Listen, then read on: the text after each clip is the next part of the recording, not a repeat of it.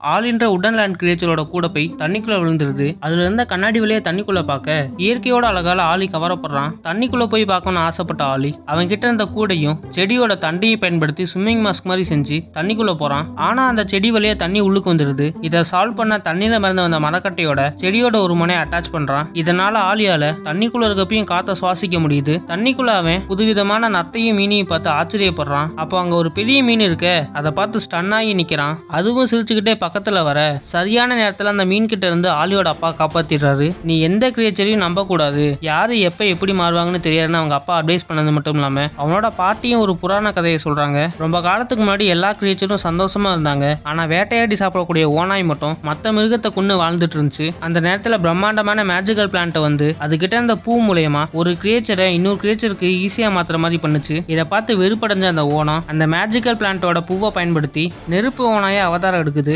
உருவத்தை மாற்றக்கூடிய சக்தி வாய்ந்த பிளான்ட்டை இறக்கமே இல்லாமல் நெருப்பு வச்சு சாவடிக்குது. இதை பார்த்தா மற்ற பிளான்ட்டெல்லாம் அங்கேருந்து தெரிச்சு ஓட அதுங்களா திருப்பி அந்த இடத்துக்கு வராத மாதிரி மிகப்பெரிய பாறையை உடைச்சு டேமை உருவாக்குச்சு அப்படின்னு பாட்டி சொல்லி முடிக்கிறாங்க. இந்த கதையை கேட்டு வாயை பொழந்த ஆளிக்கு தெரியாது இவங்க சொன்ன அத்தனையும் திருப்பி நடக்க போகுதுன்னு.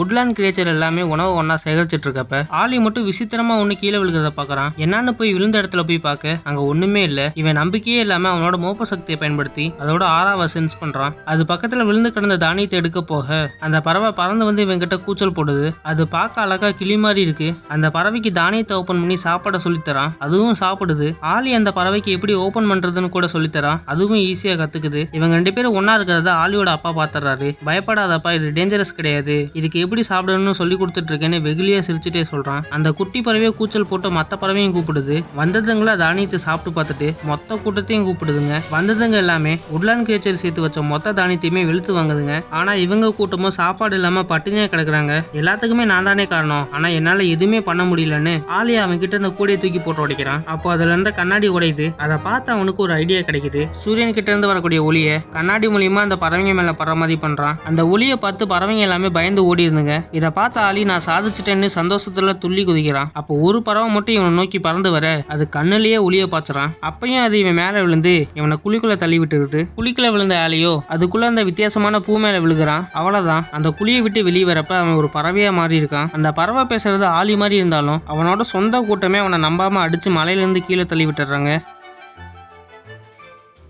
மேலேருந்து கீழே வந்த ஆலிக்கிட்ட 3 பறவைங்க பார்த்து பேசுது. ஆலிக்கும் அதுங்களை பார்த்து பயம். இப்படி இவங்க பேசிட்டு இருக்கப்பே ஓனா இவ்வளோ ஒரு சத்தம் கேட்குது. அதை கேட்டு அரண்ட அந்த பறவைங்க நம்ம இங்கே இருக்கக்கூடாது, வா போலான்னு கூப்பிடுறாங்க. ஆனால் நம்ம ஆலிக்கோ பறக்க தெரியாது. அந்த ஓனாய் மோப்ப சக்திட்டு இருந்து ஆலியை காப்பாற்ற வண்டு ஊட்டிட்டு வந்து அதோட சாப்பாடு எடுத்து அது மேலே தைக்கிறாங்க. இந்த வண்டோட பேர் தெரிஞ்சா கமெண்ட்ல சொல்லிட்டு போங்க. வந்து பார்த்து அந்த ஓனாயால ஆலியை ஸ்மெல் பண்ண முடியல. அந்த ஓனாயிட்ட இருந்து தப்பிச்சு ஆலி தான் மேலே அந்த கரை எல்லாமே தண்ணியில கழுவிட்டு இருக்கான். அப்போ தண்ணிக்குள்ளேருந்து வெளியே வந்த முன்னாடி பார்த்த அதே மீன் நம்ம ஆலிக்கிட்ட பேசுது. அந்த மீன் பேசுறத நம்ம ஆலியால புரிஞ்சுக்க முடியுது. அந்த மீன் கிட்ட நடந்ததெல்லாம் சொல்லி உருமாறக்கூடிய பூ எங்க இருக்குன்னு கேட்கறான். அந்த மீனுக்கு தெரிஞ்ச ஒரு இடத்த சொல்லுது. அதை தொலைவி போறப்ப 3 பறவைகளை ஒன்னான ஐவி அதை தொட்டு உட்லாண்ட் கிரியேச்சரா மாறிடுது. இது எப்படி நடந்துச்சுன்னு ஐவி குழப்பத்துல இருக்கப்பயே அதே மீன் கிட்ட போய் வேற எங்க இது மாதிரி பூ இருக்குன்னு கேட்கறான். அதுவும் மலை மேல இருக்குன்னு சொல்லுது. அதை கேட்டு 2 பேரும் மலை ஏறுறாங்க. ஐவி ஈஸியா மேலே ஏறிடுறா. பட் ஆலி ரொம்ப கஷ்டப்பட்டு மேலே ஏறான். மேல போய் பார்த்தா அந்த ஓனாய் கூட்டம் இவங்களை சாப்பிட துரத்துது. உசுரை கையில பிடிச்சிட்டு ஓடி ஒரு குகைக்குள்ள போய் ஒளிஞ்சுக்கிறாங்க. ஆனா அந்த ஓனாயே உள்ள வராம வெளியவே காத்திருக்குது. உள்ள இருந்த ஐவிக்கு வித்தியாசமான ஸ்மெல் அடிக்குது. ஒரு கல்லை தூக்கி அங்கிருந்த பாறை மேல தூக்கி போடுறாங்க. அந்த பாறை மேல சூண்டிருந்த பாம்புங்க எல்லாமே வைப்ரேஷனை ஃபீல் பண்ணி வெளியே வந்து பாக்குதுங்க. உள்ளேயும் போக முடியாம வெளியும் போக முடியாம மாட்டிட்டு இருக்க நேரத்துல பாம்போட ஆறாவை பயன்படுத்தி வெளியே போலான்னு ஆலி ஒரு ஐடியா தரான். அந்த ஐடியாவை எக்ஸிக்யூட் பண்ணி ஆப்போசிட் சைடு போறாங்க. அந்த ஓனாய்களும் இதுக்கு தான் ரொம்ப நேரம் காத்துட்டு இருந்த மாதிரி மேல பார்த்து ஒரே நேரத்துல ஊழையிடுதுங்க. அந்த அதிர்வால மேல அந்த கல் துண்டுங்களா பாம்பு மேல விழ அதுங்க எல்லாமே நம்மளோட ஆலியும் ஐவியும் கொத்த போகுதுங்க. கிளையோட நுனியில நின்றுட்டு இருந்த 2 பேருமே வேற வழி இல்லாம கீழே குதிக்கிறாங்க. உன்னால பறக்க முடியும், ஒரு 2 ரெக்கையும் விரிச்சு பற அப்படின்னு ஐவி சொல்ல ஆலி ஆரம்பத்துல பயந்தாலும் ஒரு வழியா பறக்க கத்துக்கிறான். 2 பேரும் தப்பிச்சு ஒரு மலையில சேஃபா போய் நிக்கிறாங்க. ஆலியும் ஐவியும் பறந்து ஒரு பெரிய பாறை மேல உட்காடுறாங்க. அப்போ பேசிட்டு இருக்கப்பதான் ஐவி சொல்றா, நான் சின்ன வயசுல சாப்பாடு தேடி போறப்போ உன்ன மாதிரி உட்லாண்ட் கிரியேச்சரை பார்த்தேன். அது எனக்கு சீடு எப்படி ஓபன் பண்ண கூட சொல்லி கொடுத்துச்சுன்னு சொல்றப்பதான் ஆலிக்கு தெரிய வருது இவங்க ஊரே வெறுத்ததுக்கு ஐவி தான் முதன்மையான காரணம்னு. அடுத்த நாள் மேஜிக்கல் பூ இருக்க இடத்துக்கு போறாங்க. அங்க பசியோட ஓனாய் கூட்டம் இருக்கு. அந்த நேரத்துல சரியா மீன் வந்து அவங்கள நான் திசை திருப்புறேன், எனக்கு ஃப்ரெண்ட்ஸ்ன்னு சொல்லிக்க யாருமே இல்ல, நீங்க என்னோட ஃப்ரெண்ட்ஸா இருப்பீங்களான்னு கேட்க கண்டிப்பா நாங்க இருக்கோம், உனக்கு ஒரு பூ கொண்டு வந்து தரோம், அதை வச்சு உனக்கு பிடிச்ச அனிமலா மாறிக்கோன்னு சொல்றாங்க. அது அதுபடி அந்த மீன் ஓனாய் கூட்டத்தை திசை திருப்புது. ஆலியும் ஐவியும் அங்க போய் பார்த்தா ஒரே ஒரு பூ தான் இருக்கு.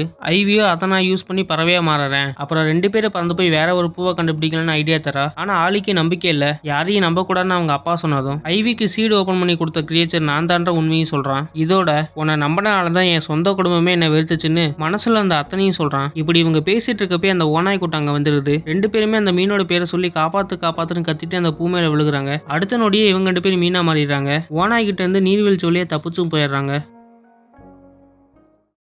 மேஜிக்கல் பூ மேல விழுந்த ஆலியும் ஐவியும் கடைசியா உச்சரிச்ச மீனாவே மாறிடுறாங்க. ஐவியும் மனசு விட்டு நடந்த அத்தனைக்கு மன்னிப்பு கேட்கறா. நிலைமை கொஞ்சம் பழையபடி மாற மேஜிக்கல் பூ இருக்கக்கூடிய இன்னொரு இடத்துக்கு அந்த மீன் கூட்டிட்டு போகுது. அந்த நீர்வீழ்ச்சி 3 ஸ்டெப் கொண்டு இருக்கு. ஆலி தனியா போக ட்ரை பண்றான், ஆனா முடியல. ஆல்ரெடி ட்ரை பண்ணி பார்த்திருந்த அந்த மீன் 3 பேர் ஒன்னு சேர்ந்தாதான் இந்த தடையை கடக்க முடியும்னு ஒற்றுமையா சேர்ந்து முதல் படியை கடக்குறாங்க. அங்க போய் பார்த்தா பாறை மாதிரி இருந்த கரடிங்க இவங்களை கடிக்க துரத்துறாங்க. அதுங்க கிட்ட இருந்து தப்பிச்சு எப்படியோ 2வது ஸ்டேஜை கடக்குறாங்க. ஆனா மேல பார்த்தா அந்த ஓனாய் கூட்டம் கீழே கரடி கூட்டம் வசமா மாட்டி இருக்கப்ப ஓனாய் கூட்டத்துல இருந்த ஒரு குட்டி வலிக்கு கீழே விழுந்து ஒரு மரக்கட்டையில மாட்டி தவிக்குது. அதை பார்த்து அப்படியே விட மனசு இல்லாம ஆலி அவனோட ஃப்ரெண்ட்ஸும் சேர்ந்து காப்பாத்தி அதாவது கூட்டத்தை கூட சேர்க்கறாங்க. இதோட விளைவா தடை எதுவும் இல்லாம 3வது ஸ்டேஜை கடந்து மேஜிக்கல் பூ கிட்ட போய் 2 பேரும் அவங்க பழைய தோற்றத்துக்கு மாறுறாங்க. அந்த மீன் இவங்கள மாதிரி சாதாரணமா மாறணும் பார்த்தா அது டேஞ்சரஸான ஃபயர் வுல்ஃபா மாறுது. பல வருஷமா தனக்குள்ள அந்த கோவத்தையும் விருப்பியும் கக்கிட்டு இருக்கப்ப ஐவி அந்த பூவை நோக்கி பறக்கிறா. ஆனா அந்த நெருப்பு ஓனாய் கரெக்டா கடிச்சு தூக்கி வீசினது மட்டும் இல்லாம மிச்சம் அந்த பூவையும் பொசுக்கிட்டு இந்த மொத்த காட்டையே அழிக்க போறன்னு சபதம் போட்டுட்டு போகுது. கடிபட்ட ஐவியை பழைய மாதிரி மாத்துறதுக்காக அவளோட இடத்துக்கு கொண்டு போனாதான் முடியும்னு சிந்திச்ச ஆலி ஐவியை இறுக்கமா கட்டி தன்னோட முழு பலத்தையும் பயன்படுத்தி இரவு பகலா இழுத்து ஐவி வாழ்ந்த மலைக்கு கூட்டிட்டு போறான். அங்க அவளுக்கு உடம்பும் சரியாகுது. எல்லாம் சரியாகிட்டு வருதுன்னு நினைக்கிறப்ப அங்க பனி பொழியுது. ஆனா அது பனி இல்ல, எரிஞ்ச காட்டோட சாம்பல் துகள்கள். காடே பத்தி எறிகிறப்ப காட்டுக்குள்ள இருந்த அனிமல் எல்லாமே எங்க போறதுன்னு தெரியாம தடுமாறிட்டு இருக்கப்ப இந்த பறவைங்க படம் அவங்க எல்லாத்துக்கும் வழிகாட்டி நெருப்பு பிடிக்காத இடமான ஆலி வாழ்ந்த இடத்துக்கு கூட்டிட்டு போறாங்க. எல்லா அனிமலும் அங்க போறத பார்த்த அந்த நெருப்பு ஓனா அந்த இடத்தையும் அழிக்கணும்னு அந்த இடத்த நோக்கி போகுது. இத பார்த்த ஆலி ஃபர்ஸ்ட் விழுந்த குழிக்குள்ள போய் எனக்கு இன்னும் ஒரே ஒரு பூ மட்டும் எப்படியாச்சும் குடுன்னு கேட்க அவனுக்கு அந்த பூவும் கிடைக்குது. அதை வச்சு மேஜிக்கல் பிளான்ட்டா உருமாறி அந்த ஃபயர் வுல்ஃப் கூட சண்டை போடுறான். ஆனா அது ஈஸியா மேலே ஏறி இவன் உடம்பு ஃபுல்லா நெருப்பு பரப்பிடுது. அவ்வளவுதான் எல்லாம் முடிஞ்சிருச்சுன்னு நினைக்கிறப்ப ஆலி அவனோட வேரை பயன்படுத்தி ஃபயர் வுல்ஃப் லாக் பண்ணது மட்டும் இல்லாம அது உருவாக்கின டேமையும் ஓபன் பண்ணி அவனும் அதுக்குள்ளேயே போயிடுறான். நாட்கள் கடக்குது. சண்டை போட்டுட்டு இருந்த எல்லாருமே ஒத்துமையா இருக்காங்க. அந்த நேரத்துல முன்னொரு காலத்துல ஓடி போன மேஜிக்கல் பிளான்ட் எல்லாமே டேம் இல்லாதனால திரும்ப வருது. அதுல ஆலியும் இருக்கான். எப்படின்னா இவன் அடிபட்டு கிடந்தப்ப மேஜிக்கல் பிளான்ட் இவனை பார்த்துருக்குங்க. ஆலி நினைச்ச மாதிரி அவன் குடும்பத்தோட சந்தோஷமா வாழ ஆரம்பிக்கிறான்.